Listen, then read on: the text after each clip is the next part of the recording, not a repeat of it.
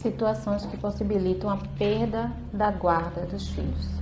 É primordial sabermos que tanto o pai quanto a mãe podem deter a guarda unilateral de seus filhos, que a guarda unilateral é aquele que tem a guarda sozinho ou sozinha. E tudo vai depender do caso, pois não existe uma regra engessada acerca disso. Todavia, é corriqueiro que a mãe tenha preferência em ficar com seus filhos, né? Contudo, a guarda é um direito que os genitores ou outras pessoas possuem de manter consigo a criança. Partindo da premissa que um dos dois pais, né, possui a guarda unilateral de seus filhos, sendo que o outro quer retirar a guarda do primeiro, ao seu favor, né? Ficar, não quero, quero que fique comigo. Assim, de forma resumida, eu vou tentar explicar aqui para vocês quais são as situações que permitem que isso possa ocorrer, que isso ocorra. Consensualmente, né? Os pais podem chegar a um acordo em relação à guarda dos filhos, onde um abre mão de seu direito em benefício exclusivo do outro, sem discussão ou briga, né? Existe também a extinção do poder familiar, que o poder familiar nada mais é do que o conjunto de direitos e deveres atribuídos aos pais no tocante à pessoa e aos bens dos seus filhos menores. Então, a extinção do poder familiar pode ocorrer por fatos naturais ou por decisão judicial, conforme previsão no Código Civil e no Código Penal, podendo ser pela morte dos pais ou do filho, emancipação do filho, maioridade civil, adoção, ou quando castiga imoderadamente o filho, deixar o filho em abandono, em estado de abandono, praticar atos contrários à moral e aos bons costumes. Isso eu estou falando dos pais, né? Incidir reiteradamente em abusar de sua autoridade ou arruinando os bens dos filhos. De repente os filhos têm tantos X bens que herdaram ou foram doados para ele e os pais começam, ou um dos pais começam a sair lapidando, né? Tirando tudo dos filhos, né?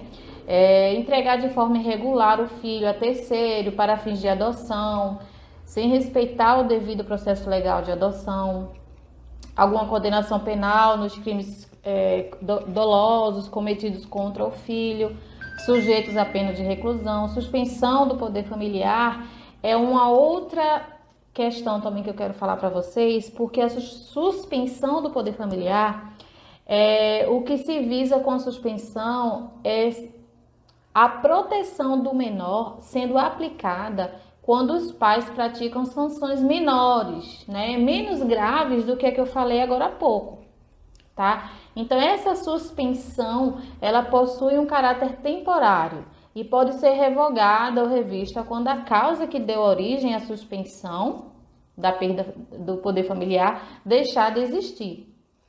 Outro fato também é a alienação parental, né? Também pode ser causa de se perder a guarda do filho, porque é uma outra situação que permite a perda da guarda dos filhos, que resumidamente se refere à interferência na formação psicológica da criança ou do adolescente, promovida ou induzida por um dos genitores, avós ou pelos que tenham a criança ou adolescente sob sua autoridade, sob sua guarda e sob sua vigilância. Existem alguns exemplos de alienação parental, vou dar aqui, que são os mais corriqueiros, que são os atos constatados pelo juiz ou pela perícia realizada na criança. Quando o juiz faz a perícia na criança, consulta um psicólogo para falar com a criança, para ver o que está acontecendo. Quando um dos cônjuges fala mal, desqualificando a conduta do genitor ou da genitora no exercício da paternidade ou maternidade. Dificultar o exercício da autoridade parental. Você não manda aqui, você não faz nada. Enfim, dificultar o contato da criança ou adolescente com o genitor ou com a genitora.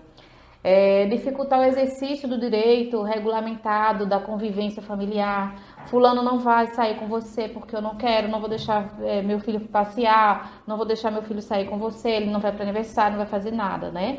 E omitir também ao genitor, à genitora, informações pessoais relevantes sobre a criança ou adolescente, inclusive informações escolares, médicas e alterações de endereço, tá?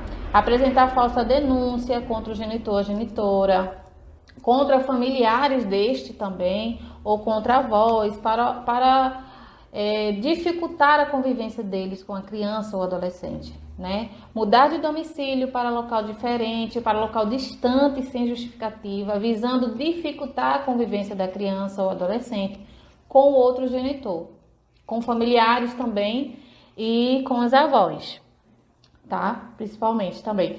Outra forma de perder a guarda dos filhos é quando for comprovada a incapacidade dos pais de criarem os filhos. Aqui as razões podem ser diversas, como a incapacidade física, saúde debilitada, entre outros, né? Tudo vai depender da análise do caso concreto, pois o que importa é estar incapacitado de ter para si a guarda do seu filho.